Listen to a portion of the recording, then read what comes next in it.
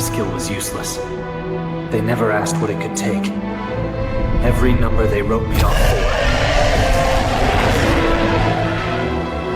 Fire in one corner of the classroom, gravity waves in the other, a desk floating at eye level, while the boy who threw it laughed at his own aim. Welcome to first period. Every kid in that room had a supernatural ability. Mine was called number manipulation, officially useless. My school kept me in the elite class as a visible failure, close enough for the elites to touch. That was my job. I had gotten used to it. Then the blonde kid in the back row stuck his foot out and grinned like he'd invented comedy. I caught myself on a desk and kept walking. His friends laughed on cue. I told him thanks for the warning, said there must have been some kind of trash on the floor. His fist sparked purple, his ability leaking through his temper. He'd been suspended twice already. He wouldn't throw the punch. He never did. Anyway, a magic circle lit up the floor. Purple, unfamiliar script. The blonde kid fired lightning at it, and the circle swallowed the lightning. A girl with spatial abilities bounced off an invisible wall. The light got brighter, then brighter. Then my eyes closed on their own. When I woke up, we were in a throne room, knights with spears, a king on a gilded chair, gold Kaiser mustache, sapphire eyes. A court mage named Venus told us we had been summoned as heroes to fight demons and an empire with no way home. 42 of us, plus me. Venus appraised each hero in turn, 5 times normal stats, rare skills, holy swords pulled from the treasury. He shouted with joy through the whole lineup. He got to me last. He looked at my screen, went silent, and yelled, called me trash, ordered me to explain the other skill. I did. My classmates laughed. The knights lowered their spears. Venus moved on and didn't look at me again. The king didn't look at me either. The throne room doors closed behind me. The castle gate closed behind me. I stood on a foreign stone street with a backpack, a wallet full of currency this world didn't accept, and the verdict that I wasn't worth feeding. I kicked a pebble. It rolled a meter and stopped. My appraisal evil eye, useless, he'd said, printed a stat screen over it. Durability, 52. I looked at my own screen. Speed, 34. 2 numbers, same format, same world. Hold on. I picked the pebble up. I opened number manipulation. I swapped the numbers. My speed read 52. The pebble's durability read 34. I stood in the street and started laughing quietly. The kind of laugh you make when you finally get the joke and you're the only one in the room who gets it. They had thrown away the most broken ability in this world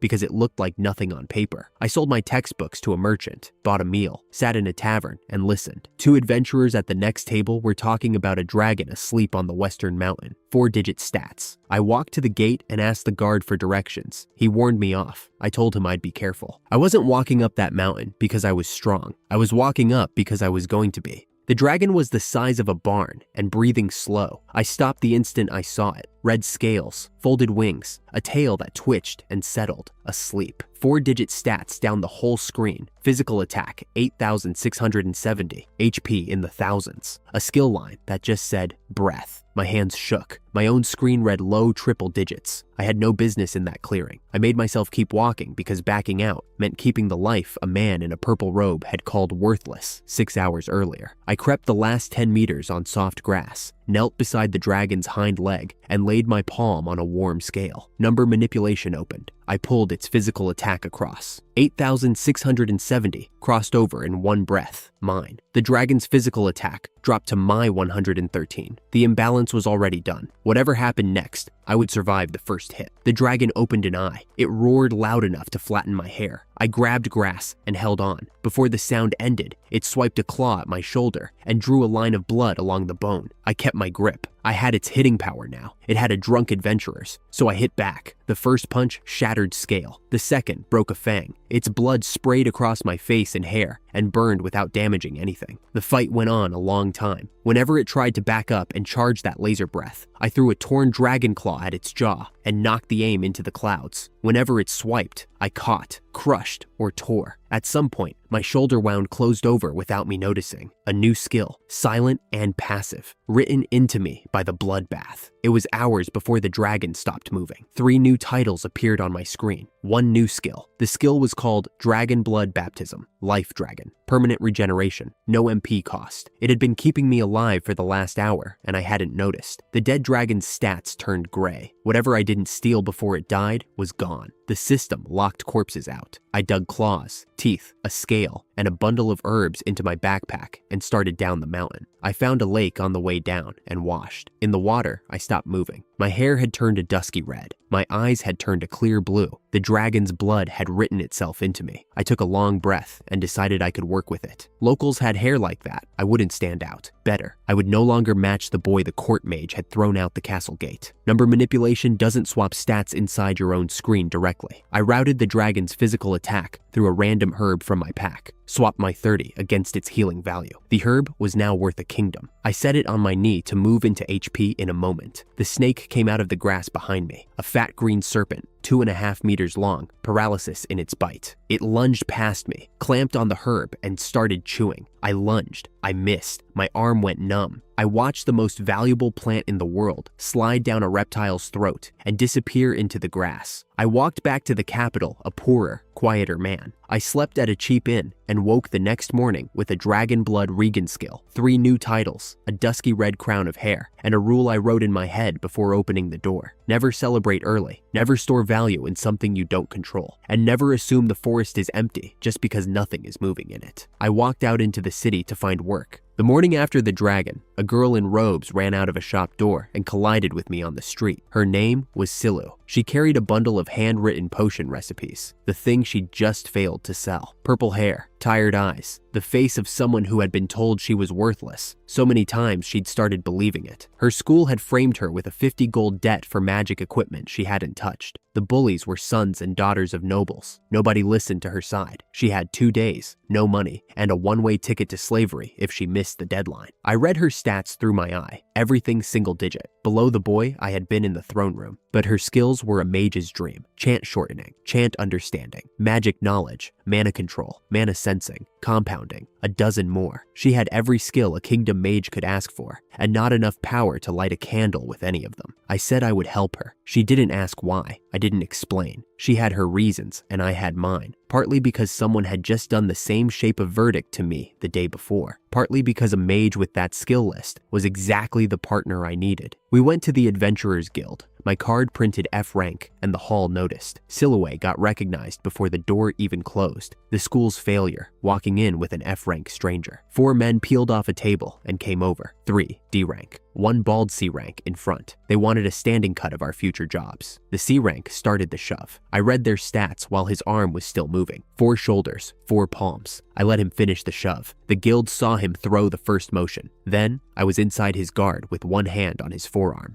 Number manipulation drained his speed to 1 and his physical attack to 0. His punch froze in the air a half meter from my face. The other 3 came in. I touched the second on the neck, the third on the wrist, the fourth on the chest. 4 stat lines zeroed out in under 3 seconds. 4 men stood in a guild hall like statues. I took the C-rank sword off his belt, first thing in this world that was unambiguously mine, and turned to the clerk at the front desk. They attacked us first, I said. Witnesses on 3 tables behind me. The clerk looked at the frozen men, looked at the sword in my hand, and nodded. We walked out. Silu didn't speak until we reached the inn. At the door, she stopped. She asked if I was going to leave her behind once the debt was paid. No, I said. Her face was unreadable for a second, and then she walked inside without looking back. I followed. That was the moment the partnership stopped being a transaction. We had 46 hours. I had an F-rank guild card, 50 gold to find, and a mage with every skill but power. I pulled the bounty board down off its wall in my head and started sorting. The hero parade came through town at noon 3 days later. Silu wanted to see it. I didn't. She didn't know I was one of the summoned. She thought I was a foreigner with a gift for numbers, and she had never asked too many questions. So we stood behind a fruit stall and watched the carriages go by. My old classmates waved from the lead carriages, crowned in kingdom silver. Higata was in the first, the fire user from the noisy corner of the classroom, grinning at a crowd that hadn't known him yesterday. I felt nothing when I looked at him. No envy, no rage, not even the old irritation. Dragon's blood had washed that out too, apparently. I kept my head turned enough that a casual glance wouldn't catch me. Higata's head exploded above his carriage. I had seen it coming half a second before it happened. A shadow peeling down from the rooftops. A goat-faced demon landed where Higata's body had been, announced in a booming voice that he had slain the summoned hero, and promised more. The street folded into panic. I grabbed Silu's wrist and pulled her behind the stall before the stampede hit. The demon launched skyward toward the alley district. "Stay here," I said. She didn't ask what I was going to do. I walked after the demon with the sword I'd taken off the C rank, my dragon fangs in my pack, and a Regan skill the kingdom didn't know I had. The demon was waiting in the narrow. Its body dissolved into mist the moment I swung. The mist touched my sword arm and dissolved it. Flesh, muscle, then bone. 4 status notices popped up on my screen in quick succession. Rot, paralysis, poison, wasting. My Dragonblood Regan fought the rot to a standstill. The arm grew back as it kept melting. I could feel the pattern working. My region wasn't winning, it was tied. I stopped trying to hit the mist with a sword. I stepped into it instead. When a solid part of the demon passed through my palm, I opened number manipulation and drained its MP in one pull. The mist lost cohesion. The demon flickered back to its solid form, startled, in the wrong fight now. I pulled a dragon fang from my pack and put it through its chest. The ailments on my screen faded as the mist stopped being a thing in the world. 2 titles appeared on my screen: Hidden Hero, Shadow Hero, concealment bonuses. Both. I hid them. I stripped a collapsed stall vendor's coat off a hook, changed out of the blood-stained shirt, and walked out of the alley on the street side. By the time the kingdom's guards arrived, the demon was dust, and I was a red-haired stranger leaning against a wall, watching the crowd. The remaining heroes arrived with weapons drawn and credit on their tongues. The kingdom wrote the story by sunset. 3 of my old classmates had saved the capital from a demon raid. I read it on a notice board the next morning and turned the corner to find Silu waiting outside the inn. She didn't ask where I had gone. I didn't explain. She knew. I sat next to her on the bench and said nothing. There was nothing to say. The kingdom had built a fresh lie on top of my kill, and I had let them do it, because claiming the truth would have dragged me back through the gate that had thrown me out. Let them have the story. I had the skill. What bothered me a little, a small, distant thing, was how easily I had watched Higata die and walked away from his body without feeling anything for the boy he used to be. We had sat in the same classroom for 2 years. He had never been cruel to me. He had just never looked at me. That was the thing I kept turning over as I sat on the bench. Not grief, the absence of grief. I had been warning myself since the dragon that something in me was getting quieter every time I killed something. And today, I had stepped over a classmate's body and felt less than I would have felt for a stranger. I made a note of it. I kept the note. 2 quiet days passed, then 2 more. By the 5th morning, Silu had 50 gold on her mind again, and I had a name pinned on the bounty board across town. Magic Bullet Jiku, wanted alive or dead. 50 gold. The fort was half a day east, an old stone ruin the bandits had fortified into a stronghold. Silu studied the map while I walked her through what I'd planned. She didn't love the math. 50 gold demanded a fight she couldn't run from. 2 people against a wanted boss, and his crew was how stories ended short. I told her I'd walk point. If she could level the wall, I could handle what came out of it. She said yes without performing it. That was the thing about Silu. She decided, and then she did. No theater. We left at dusk and reached the fort at full dark. The bandits on the walls were drunk and lazy. Someone was singing off-key in the courtyard. Silu took a position in the tree line. I took one along the outer ditch with the sword on my hip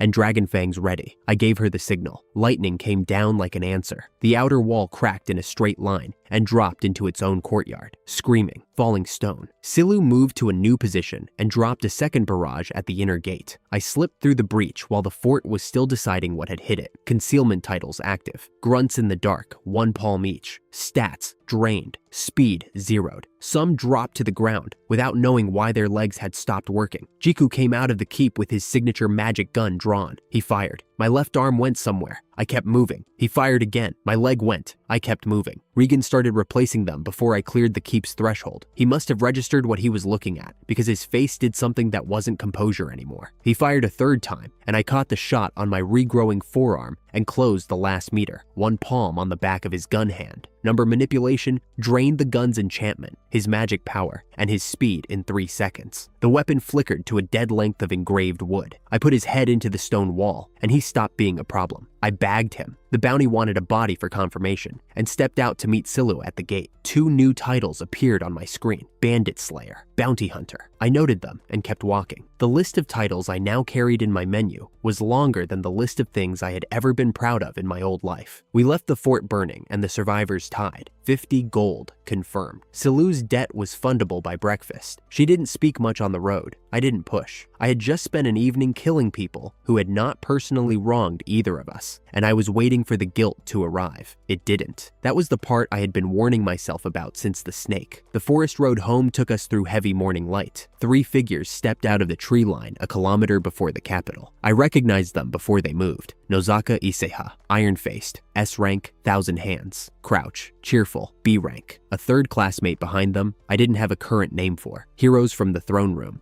I had my hand halfway to the sword before Nozaka spoke. She kept it short. They had left the hero party. Crouch filled in the gaps, the way Crouch always would. When Higata died at the parade, the kingdom had not called an emergency, had not scheduled a debrief, had not sent reinforcements. They had briefed the remaining heroes that a demon attack at a parade had been within anticipated parameters. That was the phrase that had broken them, within anticipated parameters. As if Higata had been a training accident, they were leaving the capital. They had found me in the forest because Crouch's ability could still read the summoned signature in me. I was still technically on the roster the kingdom had tried to throw out. They wanted me to know the kingdom wasn't clean. They would not say more. They left before I asked questions I knew they wouldn't answer. Silu watched the tree line long after they were gone. She asked me if we were in danger. Not today, I said. Tomorrow? I didn't answer her because the honest answer was yes, and for many tomorrows after that. We walked back to the capital with 50 gold in a barrel and a warning in our heads. The gold was going to buy Silu her life back. The warning was heavier than the gold, and I had to decide what to do with it before someone else decided for me. 2 weeks passed. I got a nickname, Red-Haired Magic Bullet. The magic gun had come from Jiku. The red hair came from a dragon. The mouth that put them together was the guild's. It stuck. Silu got one too, Magic Nova, after she turned a C-rank escort quest into a lightning demonstration that put 3 goblin scouts into a crater. Rumors said I might be a summoned hero in hiding. I neither confirmed nor denied. The kingdom had thrown me out once. Becoming officially interesting to them again wasn't on my calendar. The school matter came first. Silu brought 50 gold and interest to her bullies in front of the whole year. They rejected the payment. They had always been going to reject the payment. Accepting it would have ended the story without a humiliation they could sign their names to, and humiliation was the point. The lead bully issued a formal duel challenge in the school's arena. Silu accepted. The arena was half a school, half a courtroom. Every classmate who had laughed at her was in the seats. The duel took 40 seconds. I watched her walk into that chalk circle, and I thought about the morning I had first read her stat line. Single-digit MP, a talent list that ran off the bottom of the screen. A girl the system kept filed under failure because it had never given her a moment of real pressure. That was the thing the bullies had never understood. A talent list means nothing until it has been forced to survive. Silu's had spent the last 2 weeks surviving. The bully had higher base stats. He had more MP. He had a shorter skill list than Silu had teeth, and she had been inside a bandit fort a week ago. The first exchange she baited with an illusion. The second exchange, she layered a defensive mesh her bullies had never seen her cast because she had never had the power to cast it. The third exchange, she put him on his back in the chalk circle and didn't bother finishing him. Silence. She walked out of the ring, paid the 50 gold to the school solicitor in cash, and tore up the debt slip in front of the bully's mother. I was at the tavern across the street when she came out. She didn't say anything. She sat down, ordered tea, and stared at her hands for 10 minutes. I let her. 3 days later, the king was set to make a public announcement. The city was full of rumors. Before the announcement cleared its first sentence,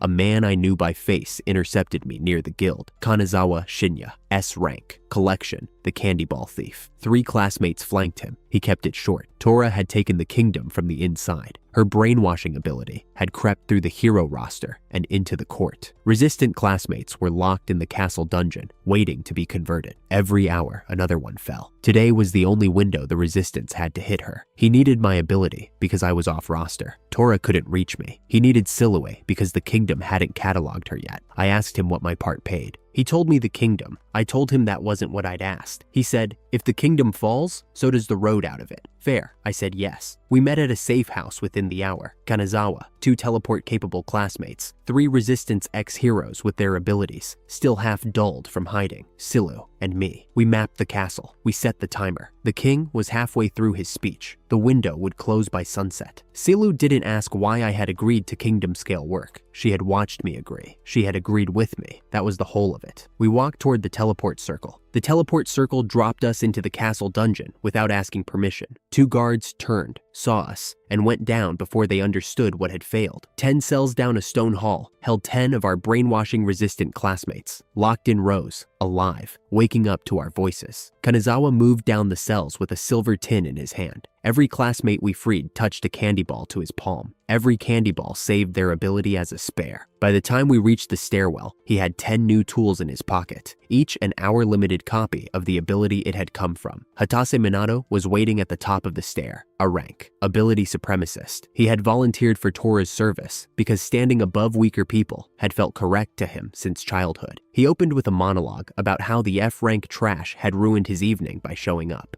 I walked into his opening swing, caught his wrist, drained his ability stat to 0, and broke both his arms and both his legs with precise force. I left him breathing on the stone. The others wanted to kill him. I said no. Hatase had spent his entire life believing rank equaled worth. Being alive in a cell under a man he had called trash was worse than dying. I wanted him to have time to think about it. The next floor was dark, every window boarded, every light source swallowed. Someone's ability was making the air eat photons. Kuroshiki stepped out of a shadow 3 meters in front of me and punched my head off. I do not remember the ground. The Regan rebuilt my skull from the cervical spine up. When my eyes worked again, Silu had filled the whole room with a lightning net that did not need her to see the target. Kuroshiki went down in a seizure of white light. I stood up. The room was merely dim now. My newly regrown mouth tasted like copper. We kept moving. A locked chamber door opened on the next landing, and a girl I had sat near for 3 years stood in it, giggling. Shimazaki, zombie ability. Her laugh was broken. The brainwashing had hollowed out whoever she used to be. She opened her hands. Something huge behind her pushed the door wider and stepped into the corridor. Red scales, folded wings, a long tail, a gash along one flank, where I had punched my way through the scale 9 weeks ago. I knew this dragon. I had killed it once. It was walking again. For a moment, I was back in that forest clearing with grass in my fists, fear under my tongue, and a new skill writing itself into my body from a bloodbath I hadn't meant to take. That dragon had been the line between the person who left the castle and the person who walked back into it. I had left its body in a cave because I had no way to carry it and no need for the meat. I had not imagined once that somebody might find that body and stand it back up. Shimazaki had. The zombie version was rotten, slower, dripping, but its stats were intact at 60%, which meant every number on its screen still read 4 digits. Shimazaki had raised the corpse I had left in the cave. I climbed up onto the dragon's back while it was still turning and opened number manipulation. I drained everything, every stat, every degraded skill, because the numbers were already past safe thresholds. The transfer overshot. My own stats climbed past 4 digits, and the system quietly gave up trying to cap them. 3 titles bloomed on my screen in sequence. Rot Dragon Slayer, Critical Transcendence, Power Thief. The dragon dropped. Shimazaki's ability lost its anchor, and she crumpled unconscious on the floor. The corridor went quiet. I sat on the rotten scale for a moment and breathed. Twice, I said, to nobody in particular. I killed you twice. The team was staring at my stat screen because they could see it through Kanazawa's passive read. Silu was the only one who hadn't looked. She was watching my face. I stood up. The throne hall was 1 floor above us. The team behind me carried candy balls, a vampire's pulse, a tied ability supremacist, and the confidence of people who had not yet met what was waiting in that hall. I did not tell them what I suspected was up there. There was no reason to scare them before I had to. I took the stairs. The throne hall had a cafe table in the middle of it. 30 meters of white marble, tall windows, 1 empty throne at the back. A woman in her 20s sat at the table drinking tea. She looked up as I came through the doors, smiled politely, and did not rise. Tora, brainwasher, the woman who had been wearing the kingdom like a coat. I leveled the magic gun, Jiku's old weapon, modified by weeks of number manipulation into something that fired every 3 seconds, and put a crystal round through the air toward her. A lightning bolt came across the hall and ate the bullet mid-flight. I knew whose it was before he stepped out from behind the pillar. Blonde, athletic, the exact grin he had worn in a classroom on a school morning 6 months ago, in a different world, in front of a desk I had caught myself on. Kuju Hayate, a rank, electric, the one who had tripped me on page 1 and then forgotten me by the next afternoon. He mocked me in the mid-voice he used for people he had already decided were below him. Trash had shown up to the endgame. He looked genuinely disappointed that it was me. Then he told me the rest. Tora flicked open a projection.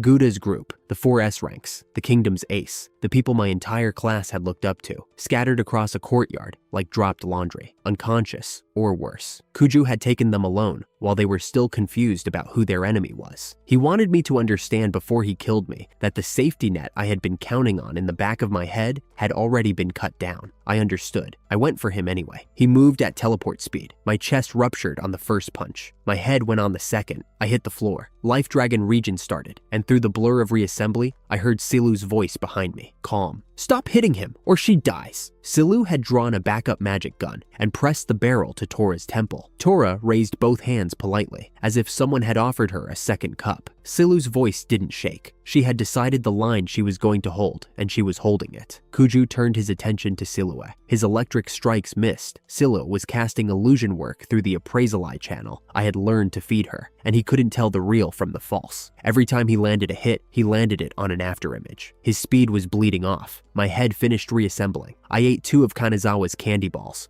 Gouda's exoskeleton on my body, dragon claws on my hands, and activated every title I had in sequence. Critical Transcendence, Power Thief, Rot Dragon Slayer, Bandit Slayer, Bounty Hunter, Gekkokuju. 6 layers of bonus multipliers landed on a stat sheet that already read 4 digits across the board. I closed on Kuju. The exchange was 1 second long. His electric fist and my dragon claw met once. The exoskeleton held his charge. My palm caught his forearm. Number manipulation opened. I took everything. Speed, electric output, magic attack, hero skill boost. Every stat he had drained out of him and into me in the time it takes to breathe in. He stopped mid-movement, stunned, facing a man who had just stolen the ability he had used to take down the kingdom's aces. I finished him with a single dragon claw strike through the chest. He died with the grin half finished. Tora lifted her hands properly this time. Silu lowered the magic gun, but didn't holster it. The cup of tea on the table had gone cold. The room was quiet. I stood in the middle of a hall I had been exiled from 6 months ago, in a kingdom I was not supposed to have survived, beside a partner nobody had recognized until she put a gun to the head of the woman who had stolen a crown. And I realized that the skill the court mage had called worthless had just executed the deadliest man in the kingdom in a single touch. I didn't smile. I was too tired to smile. 3 days later, the throne hall had new tile where the old one had cracked. The king sat on the throne he had been brainwashed out of. My classmates, the ones who had survived, stood along the walls in New Kingdom colors. Silu and I knelt on the stone where I had been called trash. The king came down off the throne. He stopped in front of me, and he bowed. He did it fully. He told the room everything he had learned in the 3 days since the coup fell. The demon at the parade, the bandit fort, the castle. He listed each thing as if the list itself were the apology. Then he offered me the title, Hero of the Kingdom, land, wealth, a palace suite, everything he had withheld in the throne room 6 months ago, everything the wound had been carrying since. I stood up. I thought about saying something cutting, a line about how the kingdom's appraisal process might want a second look, something the crowd would repeat in taverns for a week. I had rehearsed a version of it on the walk up the Capitol Road, somewhere between the Dragon's Lair and the Throne Hall. I didn't say it. There was a version of me that would have needed to. That version had died, quietly, somewhere between the pebble on the street and the body of a boy who had tripped me in a classroom. The man standing in this hall did not need the king to feel anything in particular. He needed the king to move out of the way. I said thank you. I said no. I'm an adventurer, I said, not a hero. I was never going to be the kingdom's weapon. Not then, not now. I took Silu's hand. We walked out of the hall, past the soldiers, who snapped into salutes I hadn't asked for, out of the castle, through the inner gate, the outer gate, and the great capital gate, the one I had been thrown through a season ago with a school backpack and nothing else. The road opened east. I didn't look back. I had become something the kingdom could not throw away. The fact that I was the one walking, instead of the one being begged to stay, was the whole point. Silu squeezed my hand once. We walked.